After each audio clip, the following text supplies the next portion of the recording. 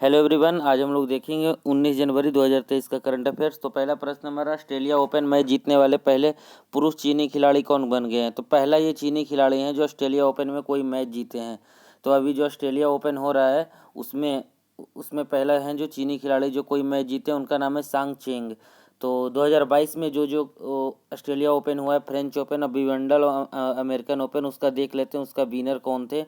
तो जो Australia open 2022 है उसमें पुरुष विनर थे राफेल नडाल जो स्पेन के हैं, और जो महिला थे वो एशले बार्टी जो जीती थी, जो ऑस्ट्रेलिया की थी।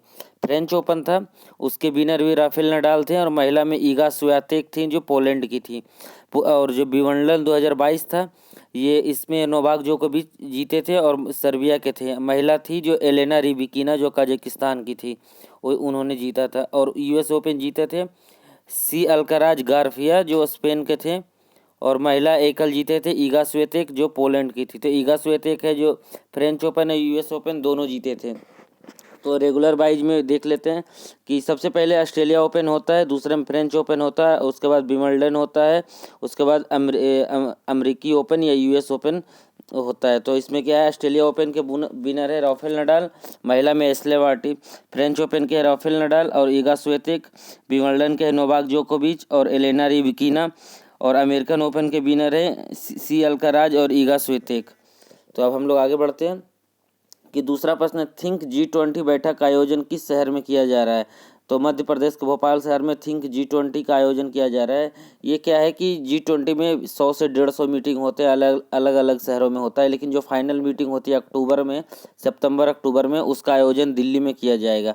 तो G20 जो 2023 के लिए हो रहा है वो भारत में हो रहा है, और जो G20 2022 में हुआ था वो हुआ था इंडोनेशिया में।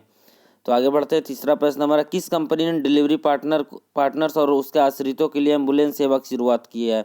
तो स्विगी है जो डिलीवरी पार्टनर्स और उसके आश्रितों के लिए एम्बुलेंस सेवा की शुरुआत किया है।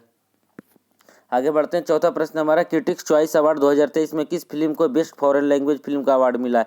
तो क्रिटिक्स चॉइस अवार्ड में RRR को बेस्ट फॉरेन लैंग्वेज फिल्म का अवार्ड मिला है, और गोल्डन ग्लोब अवार्ड में जो RRR के ही जो गाना है सॉन्ग नाटू नाटू को भी बेस्ट फॉरेन लैंग्वेज सॉन्ग का अवार्ड मिला है। तो नाटू नाटू को क्रिटिक्स चॉइस अवार्ड में बेस्ट फॉरेन लैंग्वेज का भी अवार्ड मिला है, और नाटू नाटू सॉन्ग को पहला भारत की तरफ से सॉन्ग है जो गोल्डन अवार्ड जीता है। ये असीमा गोल्डन ग्लोब में ये पुरस्कार जीता है। पांचवा प्रश्न हमारा, किसने मिरर टाइपिंग किताबें बनाकर गिनीज वर्ल्ड रिकॉर्ड बनाया। तो इटली के मिशेल सेंटेलियो हैं जो उल्टा टाइप करके किताब बनाया है, जो कि अभी वर्ल्ड रिकॉर्ड बनाया है। इटली के मिशेल सेंटेलिया हैं। इटली की राजधानी रोम है। यहाँ के जो प्रधानमंत्री हैं वो जॉर्जिया मेलोनी हैं। अगला हमारा, केरल का कौन सा जिला देश का पहला संविधान साक्षर जिला बन गया है। तो कोल्लम जिला है जो देश का पहला संविधान साक्षर जिला बन गया। केरल की राजधानी क्या है, केरल की राजधानी है तिरुवनंतपुरम, और यहाँ के जो अभी मुख्यमंत्री हैं वो पिनरई विजयन हैं, और राज्यपाल हैं आरिफ मोहम्मद खान। तो यहाँ के जो मुख्यमंत्री हैं पिनरई विजयन हैं, और राज्यपाल हैं आरिफ मोहम्मद खान। देश का पहला संविधान साक्षर जिला कौन बन गया है, कोल्लम बन गया है।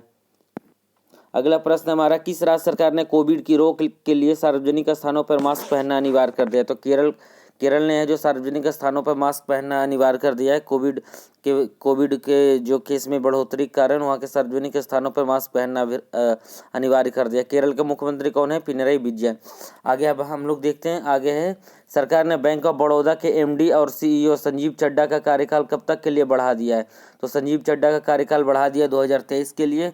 जो बैंक ऑफ बड़ौदा के MD या CEO हैं, बैंक ऑफ बड़ौदा है जो इसमें विजया बैंक और देना बैंक को मर्ज कर दिया गया था, और अभी जो बैंक ऑफ बड़ौदा का हेडक्वार्टर है वो बड़ोदरा गुजरात में है, और इसकी स्थापना बैंक ऑफ बड़ौदा की 1908 में हुई थी। इसका हेडक्वार्टर बड़ौदा में। इसके जो अभी चेयरमैन हैं, इसके चेयरमैन हसमुख हाथिया हैं। तो ये पूछा जा सकता है बैंक ऑफ बड़ौदा का हेडक्वार्टर कहाँ है। तो बड़ौदा में इसकी स्थापना कब हुई थी, 1908 में हुई थी। इसके चेयरमैन कौन है, हसमुख हाथिया हैं, और इसके CEO कौन है, संजीव चड्ढा है।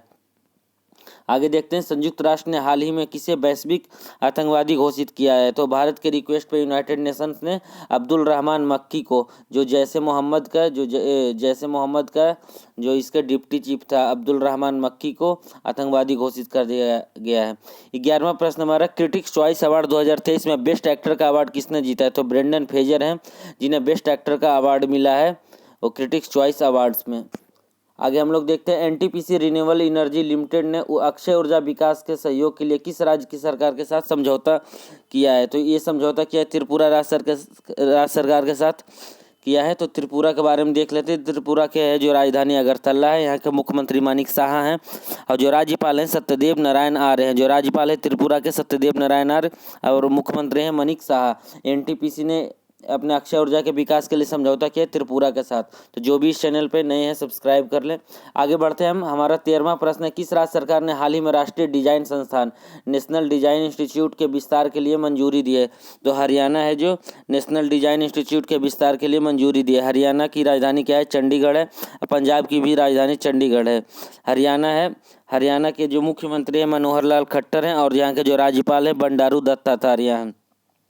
और पंजाब की देख लेते हैं। पंजाब के जो राज्यपाल हैं बनवारी लाल पुरोहित हैं और मुख्यमंत्री हैं भागवत मान। तो हरियाणा के मुख्यमंत्री हैं भागवत मान, पंजाब के मुख्यमंत्री हैं भागवत मान और हरियाणा के मुख्यमंत्री हैं मनोहर लाल खट्टर। लेकिन हरियाणा के जो राज्यपाल हैं वो बंडारू दत्तात्रेय हैं और पंजाब का बनवारी लाल पुरोहित। हरियाणा का क्या है, बंडारू दत्तात्रेय। आगे बढ़ते हैं, किस राज्य सरकार ने हाल ही में राष्ट्रीय डिजाइन संस्थान के लिए मंजूरी दी है। तो हरियाणा राज्य सरकार ने दी है। फिर क्या, हैदराबाद के अंतिम निजाम का किस देश में निधन हो गया। तो ये हैदराबाद के लास्ट निजाम थे, इनका तुर्की में निधन हो गया। इनका नाम था मुकरम जहां। तो ये पूछा जा सकता है हैदराबाद के अंतिम निजाम का निधन हो गया, उनका क्या नाम था। तो उनका नाम था मुकरम जहां। आगे बढ़ते हैं, किस राज्य में माघ बिहू या भोगाली बिहू का शुरुआत हुआ है। तो भोगाली बिहू या माघ बिहू का शुरुआत असम राज्य में किया गया है। अब आगे हम लोग वन लाइनर देखते हैं जो इम्पोर्टेंट करेंट अफेयर्स है जो 17-18 तारीख को है, ये पूछा गया। इसके बारे में हम लोग देख लेते हैं। तो अजंता एलोरा फिल्म समारोह में नानेरा को गोल्डन कैलाश पुरस्कार मिला है। तो अजंता एलोरा जो फिल्म समारोह हुआ है उसमें नानेरा को गोल्डन कैलाश पुरस्कार मिला है। तो अजंता एलोरा ये है कहाँ, ये महाराष्ट्र में है। दूसरा है हमारा, केरल का कोल्लम जिला देश का पहला संविधान साक्षर जिला बन गया है। तो ये पूछा जा सकता है देश का पहला संविधान साक्षर जिला कौन बन गया है, केरल बन गया। केरल का कोल्लम बन गया है। अगला हमारा कि भारत सरकार के द्वारा डिप्टी एनएसए किसे नियुक्त किया गया है। तो ये नियुक्त किया गया है सेवानिवृत्त जो बीएसएफ के डीजी थे पंकज कुमार सिंह को डिप्टी एनएसए नियुक्त किया गया है। मतलब नेशनल सिक्योरिटी एडवाइजर नियुक्त किया गया है डिप्टी। लेकिन अभी जो नेशनल सिक्योरिटी एडवाइजर हैं वो अजीत डोभाल हैं, लेकिन जो डिप्टी बनाया गया है वो पंकज कुमार को बनाया गया है, जो इससे पहले बीएसएफ में डीजी थे। अगला है हमारा, एएसआई ने नालंदा में 1200 साल पुराने 2 लघु स्तूपों की खोज किया है। तो एएसआई ने नालंदा में 1200 साल पुराने 2 लघु स्तूपों की खोज किया है जो पटना सर्कल के नालंदा जिले में विश्व विरासत स्थल नालंदा महाविहार के परिसर के भीतर है। तो ये नालंदा जो खंडर है उसके अंदर है जो दो लघु स्तूप की खोज किया है एएसआई ने। आर्कियोलॉजिकल सर्वे ऑफ इंडिया ने, आर्कियोलॉजिकल सर्वे ऑफ इंडिया की स्थापना कब हुई थी, 1904 में। आगे देखते हैं, ऑनलाइन गेम खेलने के मामले में उत्तर प्रदेश पहले स्थान पे है। तो हाल ही में जो सर्वे हुआ है उसमें ऑनलाइन गेम खेलने के मामले में उत्तर प्रदेश पहले स्थान पे है। और उसके बाद है जो महाराष्ट्र है, उसके बाद राजस्थान, उसके बाद बिहार, फिर पश्चिम बंगाल का आता है। तो ऑनलाइन गेम खेलने के मामले में पहले स्थान पे है यूपी। अगले हमारा, एनसीईआरटी ने भारत का पहला राष्ट्रीय मूल्यांकन नियामक है जो परख लॉन्च किया है। भारत का पहला राष्ट्रीय मूल्यांकन नियामक का नाम क्या है, परख है जो देश में सभी मान्यता प्राप्त स्कूल बोर्डों के लिए छात्र मूल्यांकन के लिए मानक तय करेगा। तो ये भारत का पहला राष्ट्रीय मूल्यांकन नियामक का नाम क्या है, परख है। अगला हमारा, सरकार ने पढ़ो परदेश योजना बंद कर दिया गया है। जो अल्पसंख्यक छात्रों के लिए चलाया जाता था उसे पढ़ो परदेश योजना सरकार ने बंद कर दिया गया। यह क्या था, मंत्रालय ने विदेशों में पढ़ाई के लिए एजुकेशन जो लोन लेते थे उस पर जो ब्याज पर सब्सिडी सरकार के द्वारा जो दी जाती थी उसे बंद कर दिया गया। तो पढ़ो परदेश योजना को बंद कर दिया गया है भारत सरकार के द्वारा, जो अल्पसंख्यकों के लिए चलाया गया था। आगे देखते हैं, वर्ल्ड इकोनॉमिक फोरम की वार्षिक बैठक स्विट्जरलैंड के दावोस में हो रही है। जो ये इस बार का ये 53वां इसका संस्करण है। इस बार की थीम है कोऑपरेशन इन फ्रेगमेंटेड वर्ल्ड, मतलब विभाजित दुनिया में समारोह सहयोग। तो इस बार की ये पूछा जा सकता है कि वर्ल्ड इकोनॉमिक फोरम कहाँ पे हो रहा है, तो दावोस में हो रहा है। दावोस कहाँ है, स्विट्जरलैंड में है। ये कौन सा संस्करण है, 53वां संस्करण है। इस साल की थीम क्या है, इस साल की थीम है cooperation in a fragmented world, विभाजित दुनिया में सहयोग।